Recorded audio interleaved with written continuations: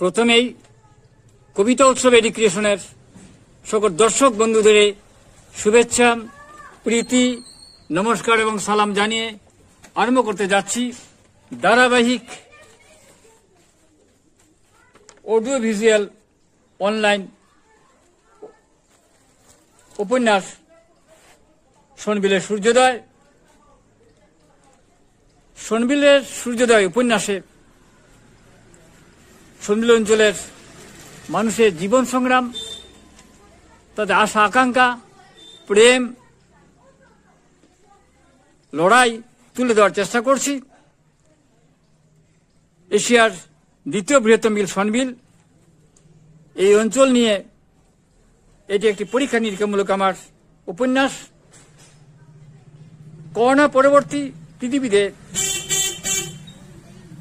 Media জগতে, print জগতে নানা পরিবর্তন হয়ে গেছে। সেই পরিবর্তনকে ধরে নতুন ধরনের পরীক্ষা নিরীক্ষামূলক অনলাইন শোনবিলের সূর্যোদয় উপন্যাস।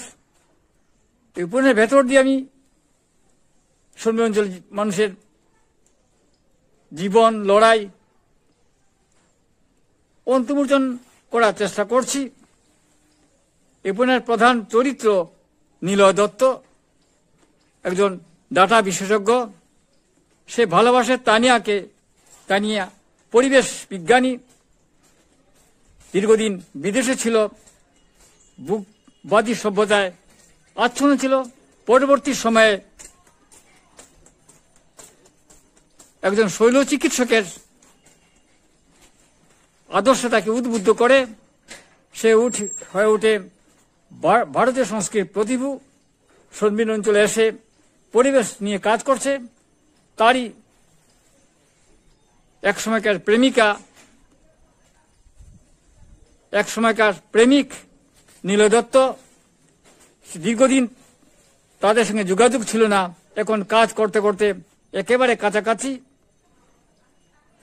তাহলে পড়ে নেওয়া যাক নতুন ধরনের অনলাইন অডিও ভিজুয়াল উপন্যাস শোনবিলের সূর্যোদয়।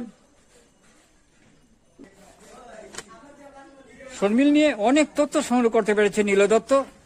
কখনো কখনো তা নিয়ে পরামর্শ তার অনেক সহায়তার কাজ করেছে। প্রতিদিন নতুন নতুন তথ্য তাকে কৌতূহল জাগাচ্ছে। শোনবিল অঞ্চলে মা মনসার পূজা খুব বেশি হয়। মুসলমান কোন কোন মৎস্যজীবীর কণ্ঠেও মনসা কখনো গান গাইতে দেখা যায়। মা মনসাকে খুব ভয় পায় ওরা।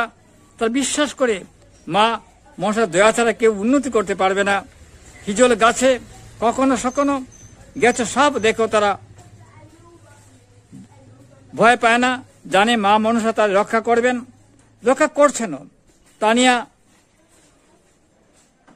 নিলয় দত্তকে বললে এখানে মৎস্যজীবীদের অনেক সমস্যা আছে, তারা মহাজাল কিনতে পারে না। তারা স্থানীয় সুদখোরের কাছ থেকে চোরা সুদে টাকা এনে মহাজাল ডিঙ্গি নৌকা কিনে নেয়। সুদের টাকা ফেরত দিতে দিতে জীবনটা তাদের চলে যায়। কারো কারো বিটে মাঠে বন্ধক রাখতে হয়। এখানে শুকনো মাছের বড় বড় ব্যাপারীও আছে। প্রণান মণ্ডল এদের মাঝে বড় ব্যাপারী।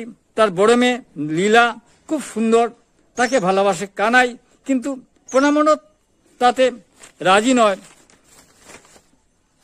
সে নাকি শহরে চাকরি করছে, পড়ানোর পছন্দ নয়।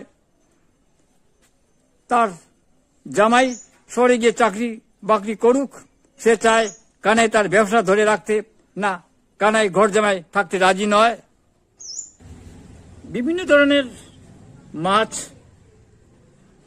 শুকনো মাছ সংগ্রহ করেছে নিলয় দত্ত। সে গবেষণাগারে পাঠিয়ে দেবে। এনে গবেষণা হচ্ছে। অনেক মাছ এখন প্রায় বিলুপ্তের পথে। নানান রকম ইতিহাসের তথ্য সে পাচ্ছে। আনন্দপুর হাইস্কুল সংলগ্ন টিলায় বিশ্বরূপের মূর্তি পুড়িয়েছিলেন একজন সাধক, তাকে কলা বাবা বলা হতো। তারও একটি ইতিহাস আছে। সেই ইতিহাস সে সংগ্রহ করতে সে খোঁজ নিচ্ছে। কানিশাইল আশ্রমের এক সাধকের কাছে সে সে নাকি ন্যাংটি পরিত করত, ন্যাংটি পড়ত। এই নিয়ে অনেক কৌতূহলী গল্প শুনতে পেয়েছে অনেকের কাছে। নানান লোকগাথা সে সংগ্রহ করেছে। এখানের কিছু কিছু